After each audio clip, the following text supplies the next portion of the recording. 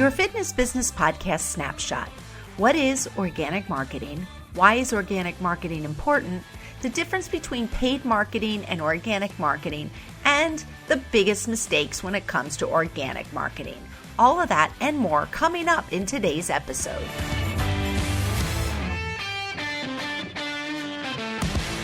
You're listening to the fitness industry's leading fitness business podcast for owners and managers. The Fitness Business Podcast provides an educational platform for our listeners worldwide. The variety of guests are here to share their expert advice, tips, and knowledge with you, our FBP family. This month's interviews are brought to you by Team Rockstar Fit. Team Rockstar Fit is an award-winning mastermind team that helps fit pros lead happy and balanced lives.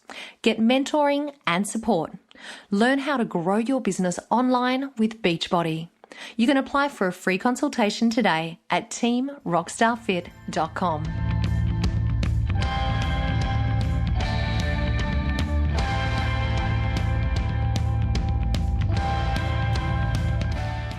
Hello, Fitness Business Podcast family, and welcome back for episode number 343.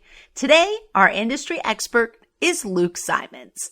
Luke, he wears two hats in the industry. One, he's a marketing fitness specialist. And two, he is the owner of Leading Social's marketing agency. Luke joins us today to inform us about the importance of organic marketing. Hey, FBP family, I have a special treat for you today. The owner of Leading Socials, Luke Symonds, is here. He's our guest today. Welcome, Luke, to the Fitness Business Podcast. Thank you so much, Dory, for having me. I really appreciate it. I am so excited I found you. You're a fitness marketing specialist, but I found you on, and this is what I think is so cool because this is what we're going to talk today. I found you on social media. I believe I'm going to go out on a limb here and say that you put together this ebook that you were distributing for free. It seems like maybe you just pushed it out and somehow it came through my algorithm. And I was like, oh, cool. I love free, down things that you can download. And here we are. Like, I'm just like, I can't believe, I first downloaded you as an ebook and now I'm interviewing you. So this is great. Yeah, it's kind of unreal, especially when you reached out to me through one of my emails, and I was like, oh my God, like this is incredible because I've been listening to the podcast for so many years. And it's funny to think like the ebook that you downloaded was how to create engaging videos in 7 easy steps. So it's pretty much just giving helpful information around how to create like the most engaging pieces of content, like in terms of video wise, that you can possibly do in 7 easy steps. And when like you build up this email list, you kind of don't really realize you don't see the emails as like real people until they actually start communicating with you. So when you reached out and was like, hey, this is really awesome stuff, I was like, oh wow, like this is what a funny world that we live in, that, I'm listening to your podcast and then yet I get you in my emails. I'm like, this is crazy. It is crazy. And it's funny because, I'm so old school that like I actually printed off the ebook. Like, I stood at the printer by every page and then I stapled it together. And then I sat down like during lunch and then I like looked through it all. But what it grabbed me was 2 keywords. One, engaging, like, okay, engaging videos. Who doesn't question whether their videos are engaging or not? And 2, easy.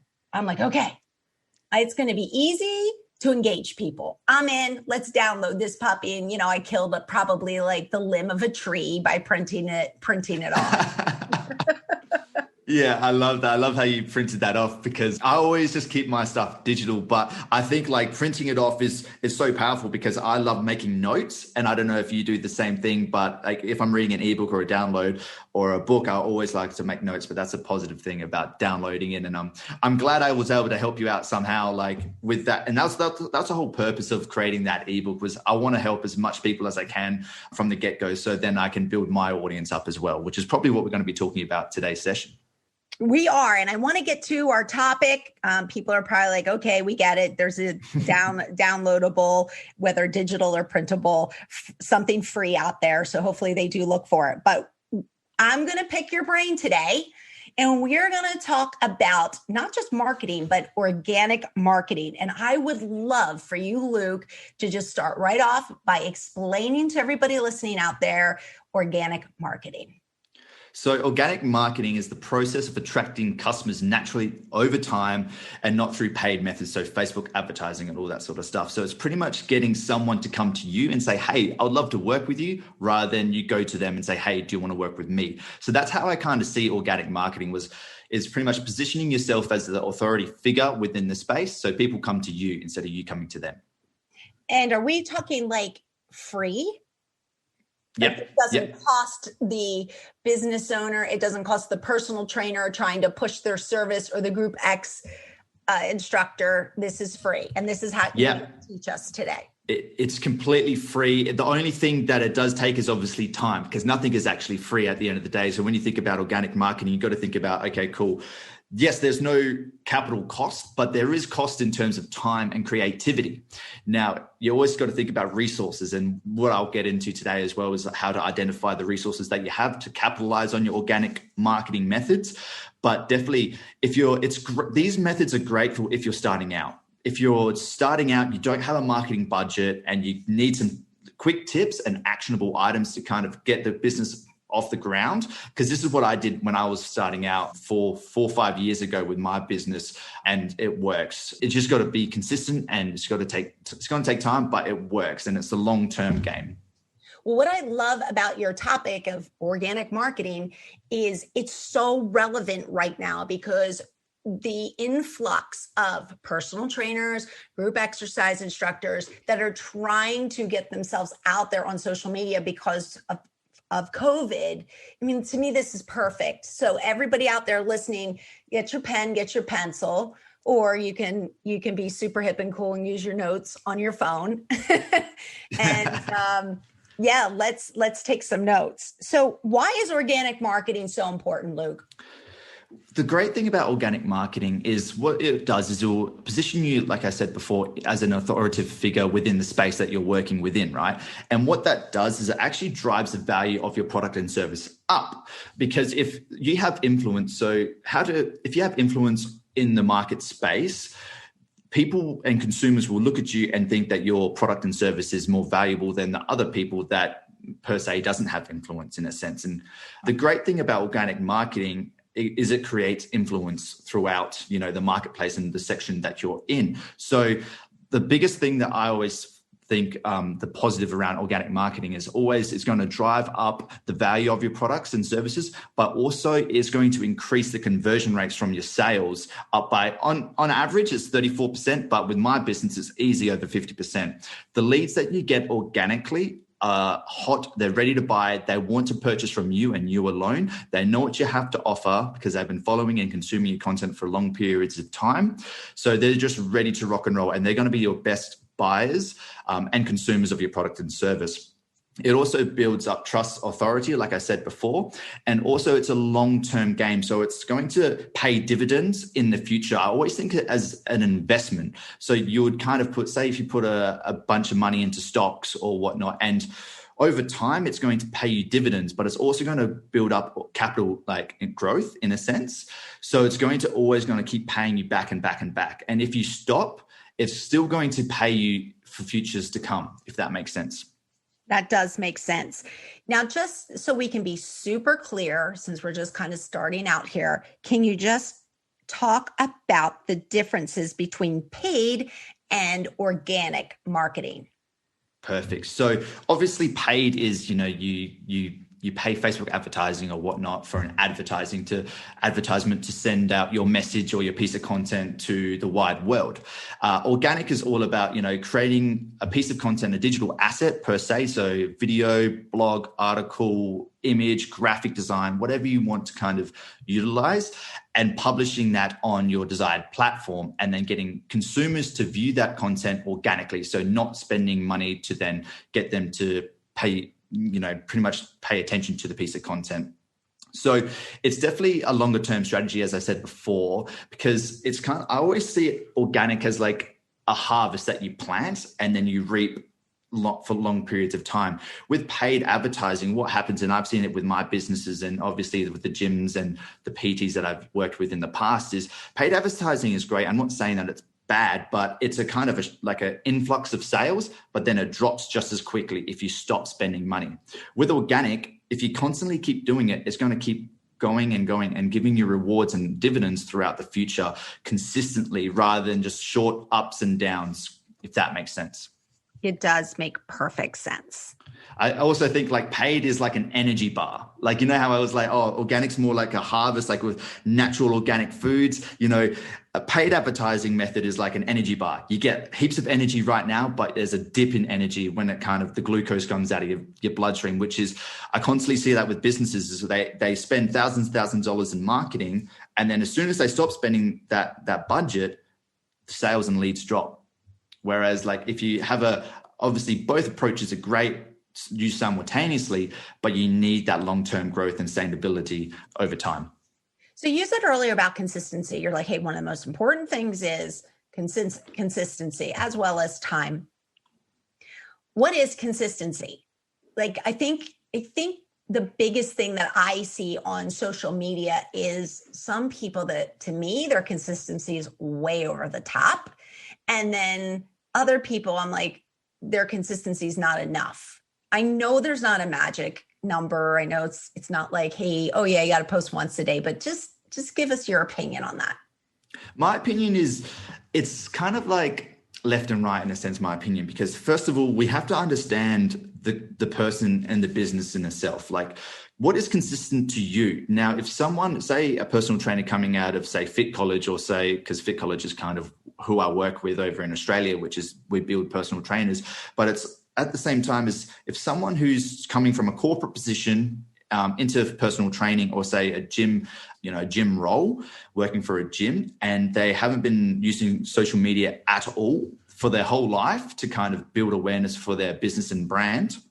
And then they go straight into, say, using organic methods or social media. And then they go, oh, I got to post 7 times a week or 8 times or 10 times a week. So being consistent is understanding like where you're at with the whole cycle of your business in terms of like, are you used to posting every single day? Because if you're not, okay, well, what can we do? Can we post 3 times a week and try and build up momentum? Because at the end of the day, we want to be posting constantly within a 24-hour period. So like maybe once every 24 hours. And the reason why I say that is to keep top of mind. Now, the reason why I say keep top of mind is because, say, it's just as simple as posting an Instagram story and being on the highlight reel of your audience's top bar of Instagram, in a sense. All they need to see is your image and your name. Like, that's it. And what's like subconsciously, once they see, say, Dory, for example, right? I see your image. And what do I constantly just think of? If you're, say, a gym owner and I'm in the local populace and I just see you, I constantly think, oh, Dory's gym, Dory's gym, Dory's gym. It's just a message constantly like that. They don't have to even consume the story or the piece of content. They just got to see your name and pretty much like put you as a positioning holder within the gym locally. So it's just constant messaging. So then once in a while, once I think, oh, actually I need to go to the gym, who do they think of first? They think of Dory, just because of all that subliminal messaging constantly over time, if that makes sense. Yeah, that might be actually one of my favorite pieces of advice right there that I've heard. I love that. Yeah. It's, you got to think about, like, obviously yourself, like what can you do, and think of your resources. What can you commit to, and then increase that over time. And also at the same time, your goal should be, try and post at least 24 hours to keep people engaged. All right, Luke. So here's a question for you. Let's take the personal trainer and the Group X gal or guy that's, again, trying to get their business off the ground. Where do they start with organic marketing? And then I'm going to ask you about the sales. Okay. But let's start Perfect. with the Group X instructor and personal trainer. Okay. So with trainers and group fitness instructors, what you need to do is know your audience. And obviously a lot of people who probably listened to this podcast and heard marketing before know your audience. So we got to figure out, okay, location. Are we are we defined in a location? So a gym radius of say X, Y, and Z, so 15-minute drive or whatnot. So identify the location. You got to identify the age, who you wanted to talk to, who you wanted to target, the genders, religion, income, education, family size, health status, all that sort of stuff. So you got to get down the demographics first. So maybe get out a notepad and start writing these down. If you do not know your audience or your target audience, just think about answering these questions as honest as possible. And if you need any help, email me. I'll send you these questions. I got 21 questions that will identify your target market, like easy. You just got to spend time to do that. And that's the kind of the annoying thing about marketing is you got to spend a lot of time kind of like creating hypotheses around that sort of stuff. But then you got to figure out what are their interests? What do they like? Where are they spending most of the time online and also offline? Then from there, once you answer that, you need to figure out their pain points and desires. So what are their pains? So what are their problems?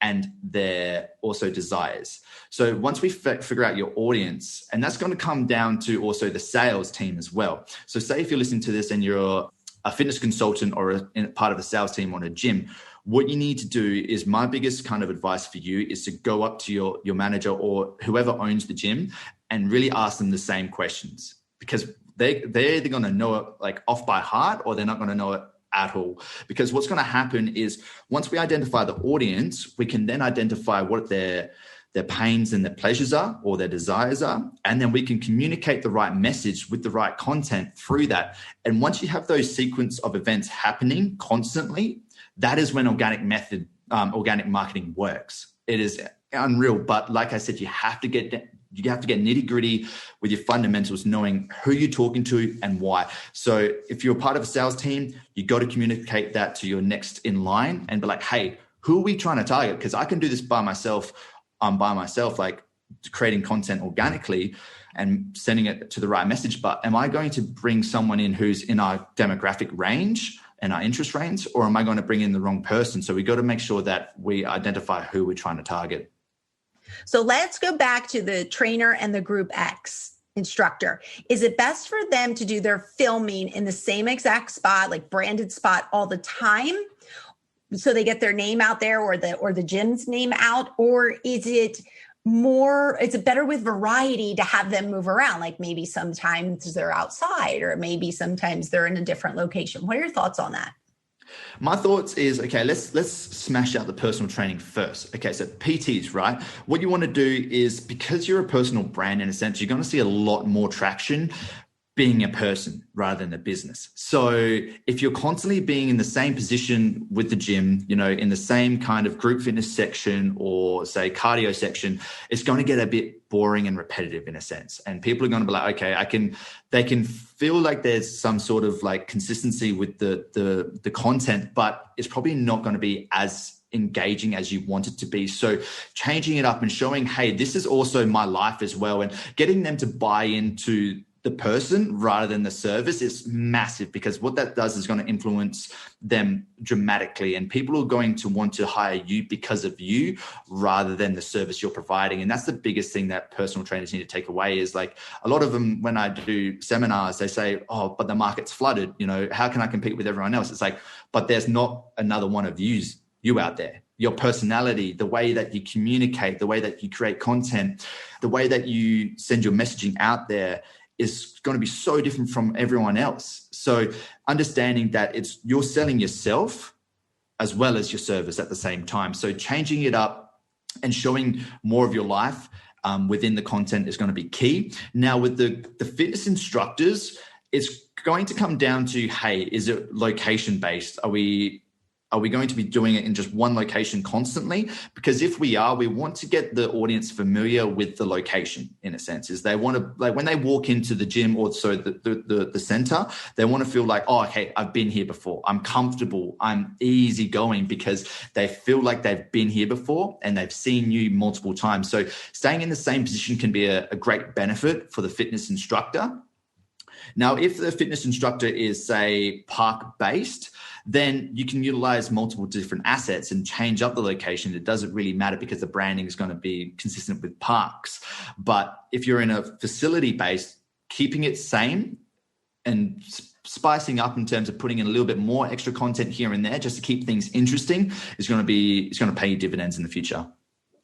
Yes. I'm so glad you said that, because I'm always at conflict with that, because we do a lot of videos for the podcast, and I just my personality, I'm a mixer-upper. I always like to be filming in different locations. But then I've listened to so many people in branding, and I'm like, oh, maybe I should like brand myself in the same location so it's consistent. So I'm always at odds with that. So you answered how I wanted you to answer, but great. Good stuff. All right, let's talk about, because I always like to talk about mistakes, because they happen. And sometimes we like to brush them under the rug, but I like to pull them out from under the rug. So the biggest mistakes of organic marketing. Okay, so I'm gonna start off by obviously telling my mistakes, but also clients' mistakes and people I've seen in the industry make mistakes. But the biggest one is thinking that they know what the audience wants to see. And I've been guilty of this so many times. I'm like, man, these personal trainers, these gym owners, they want this, this, and this. So I go out and create it, and I spend heaps of money, and I create heaps of these like articles, blogs, and ebooks, and then no one downloads them. No one watches them. No one's interested. And I'm like, what's wrong with these people? Like they should be begging to have this, but it's like going to market and saying, hey. And the best thing I've done was to counteract that was I went and asked my audience a bunch of questions. It was like, hey man, or hey girl, sorry, like what do you want to see? What's the biggest problem that you're facing right now? And just pretty much going to marketplace and asking, hey, what do you want? Because in my mind, you want something, but in your mind, you want something else. So just making sure you get crystal clear on what that is.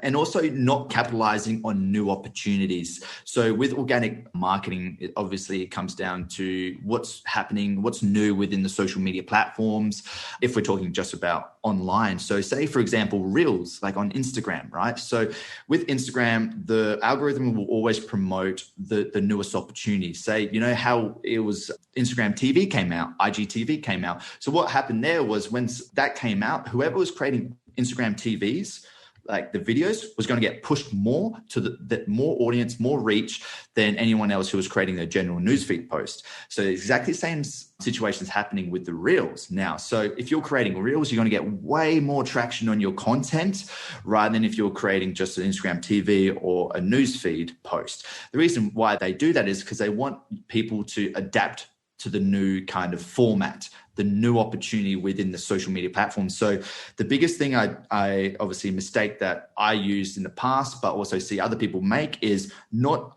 capitalizing on new opportunities coming out within the social media space. And also, I probably should add in another one as well, not booking the time to create content as well. Like that's a big thing is people can't, with personal trainers, group fitness instructors, and gym owners, we get really busy.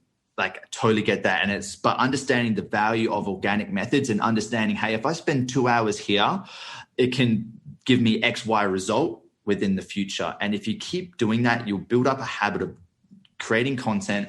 And over time, you're going to be like, wow, like my organic leads are coming in faster than my paid methods. And that's what works if you keep things consistent, if that makes sense. And also not having the last one I'm going to say is, this came with me and my business, was not having systems in place to deal with the influx of organic interest and leads. Like I was posting content constantly. And then all of a sudden I had a lot of people come in and was like, hey, can you train me? Or, hey, can you do this and this and this and this? And it was like, oh my God, like I didn't have a plan for this. So I have to kind of like understand, okay, when you start building up your organic methods and content, you've got to have systems in place to kind of deal with the influx of people. Get your pen ready now for Keep Me's Fit Bizpiration. What are your 3 best tips for 2021 for organic marketing for fitness business professionals? Prioritize engaging with your audience. Make that connection, make those conversations, and also use Instagram stories to sell. That is a hot tip, and I utilize that in my business. And also leverage others to build your audience. So don't just create content and expect people to come to you. Find out where they're hanging out and how you can kind of get your content in that group. Keep Me, smarter member retention. KeepMe.ai. And now it's time to get back to our episode. Luke, I feel like we need to bring you back next week because I feel like we didn't even touch on, we didn't even brush the surface. There's so much good stuff in marketing, in organic marketing, and, socials is such a hot topic. Thank you so, so much for coming on and sharing your expert advice with everyone. Thank you so much for having me. And yes, there's so much I wish I could provide, but it's all about time and understanding. So, but yeah, I'm so glad. Hopefully I can jump on again and go a little bit deeper, but yes. Okay, so I have one more question. One more. I know I didn't prep you for this, so I'm going to kind of get you off the cuff here. I'm going to say that Reels, still pictures, and Insta stories seem to be like the three hottest things. So I want you to tell me purpose of Insta stories quickly, purpose of a still picture, and the purpose of Reels. Perfect. So stories, Instagram stories, you want to have videos within your Instagram stories to open up the perception of business into your world and translate you're a person rather than a business. That's the key objective of a story. So videos into your story. A reel. Now, reel video, obviously engaging. Think about how can I be entertaining throughout, but also educational. So maybe it is an exercise demonstration, but you're going to make things more engaging, make it fun, entertaining. Number 3, image. What you want to do with an image is you want to clarify something within an image very quickly. So it could be an authoritative kind of representation of your work. So client results before and after, because they only view your image for a certain amount of seconds. So you want to tell 99% of the story within the image, not the caption, because people do not read that caption. You want to tell everything within the story before and after. This is why you are considered a fitness marketing specialist. You just nailed that answer that I just threw at you, and you did it precise and quick. So thank you.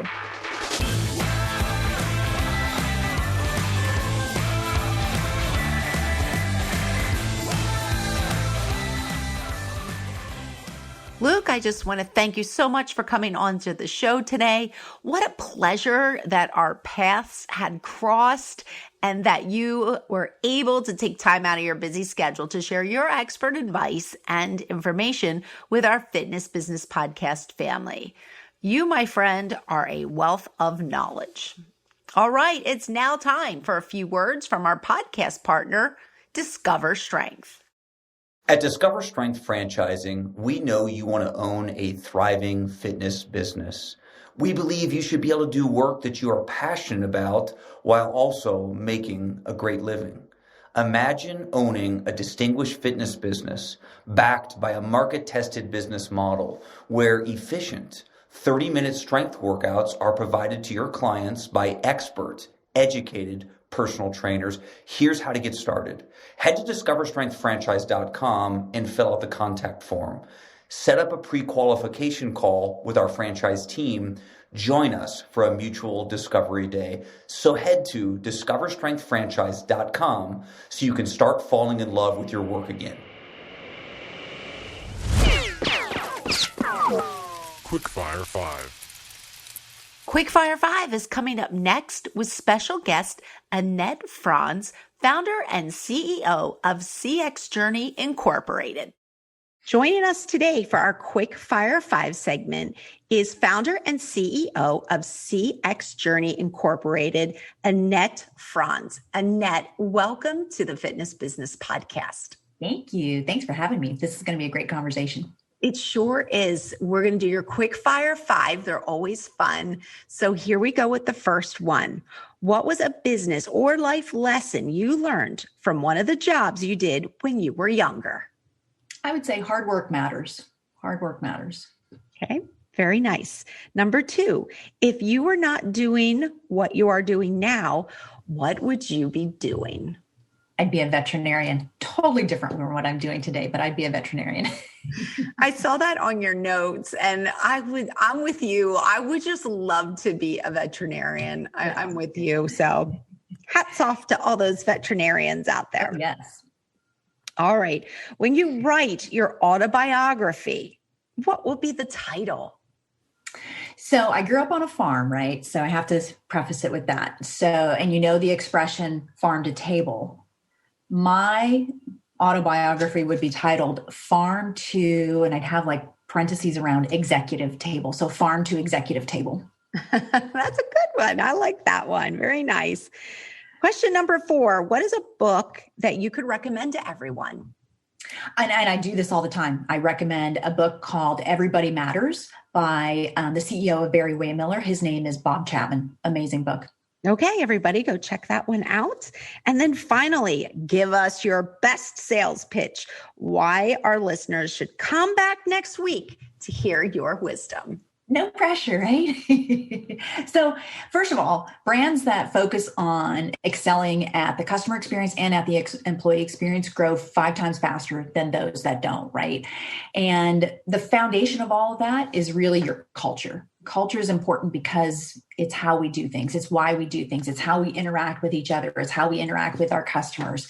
So culture is really, really important to the foundation of the organization and the foundation of your customer experience and your employee experience. So we're going to talk about what culture really is, what it means to be a customer-centric brand, how to be customer-centric, and just know that there's way more to it than you think, but the benefits are priceless.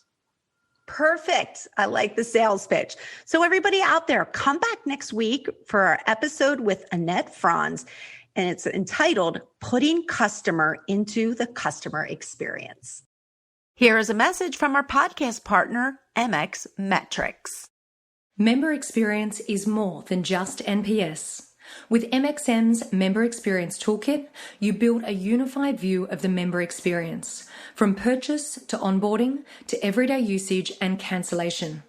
Wire your entire organization with actionable feedback using MXN's Member Experience Toolkit. To find out more, go to mxmetrics.com.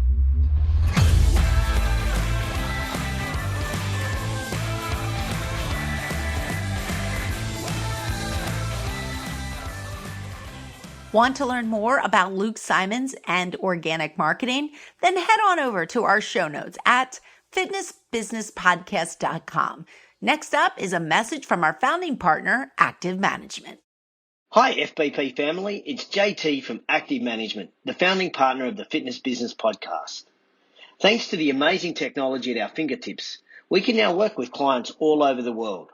But right now, you can join the free online Active Management Facebook community.